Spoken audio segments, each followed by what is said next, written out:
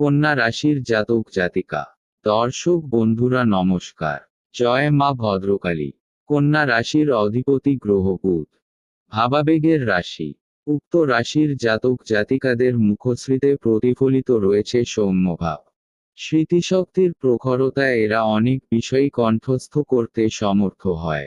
এদের চরিত্রের মধ্যে নির্মল নির্লোভ কমনীয়তা থাকে, তাই খুব সহজেই শত্রুকে বশীভূত করতে সক্ষম হয়। কন্যা রাশির প্রেমাবেদন থাকে অতিমাত্রায়। বিপরীত লিঙ্গকে দ্রুত আকর্ষণ করতে পারে। বিবাহ প্রায়ই অসবর্ণ পরিচিতের মধ্যে হয়ে থাকে। সরলতার মধ্যে রয়েছে আত্মবিশ্বাস ও মানসিক সংযম। নিজ প্রচেষ্টা এবং অন্যের সহায়তা এ দুইয়ের মিলনে আসে প্রতিষ্ঠা। স্বভাবে বুধ তমধর্মী, তাই এ রাশি বৈরাগ্যকে আশ্রয় করে এগিয়ে চলতে চায় না। ভালোবেসে বিয়ে করলেও স্বামী ও স্ত্রী প্রায় মনোমত হয় না। সঙ্গীত সাহিত্য শিল্পের প্রতি আকর্ষণ যেন সহজাত। আজ দিনটা কেমন কাটবে? কর্মক্ষেত্র বাধামুক্ত না হলেও পূর্বের আংশিক চিন্তামুক্ত হবে। বিভিন্ন দিক থেকে সুযোগ আসবে, আবার কোনো সুযোগ নষ্ট হবে। আর্থিক উন্নতির চেয়ে ব্যয় বাড়বে অধিক।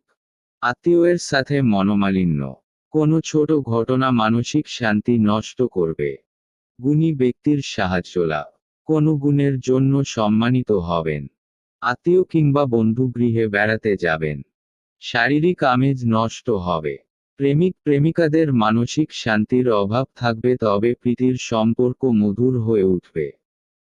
প্রতিদিন সারাদিনের মধ্যে মাঝে মাঝে কিছুটা ভালো সময় থাকে, যে সময়টা শুভকাজের পক্ষে শুভদায়ক।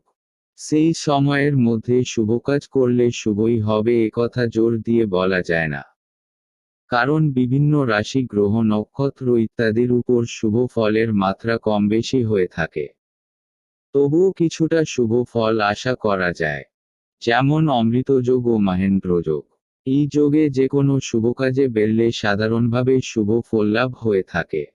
যেমন চাকরির পরীক্ষা, কোথাও যাত্রা, কোনো শুভকাজে যাওয়া, পরীক্ষা, বাড়ি কেনাবেচা ইত্যাদি যে কোনো এই কাজ অমৃতযোগ ও মহেন্দ্রযোগে করলে শুভ ফল পাওয়া যেতে পারে। আরেকটা হলো বারবেলা, কালবেলা ও কালরাত্রি। এই সময়ে যে কোনো শুভকাজ নিষ্ফলই হয়ে থাকে। সুতরাং আনুমানিক সময় ধরে কাজ করলে ভালো ফল আশা করা যেতে পারে। এখানে যে প্রতিকারগুলি রাশি অনুযায়ী করা হল তা শুধুমাত্র 1 বছরের জন্য।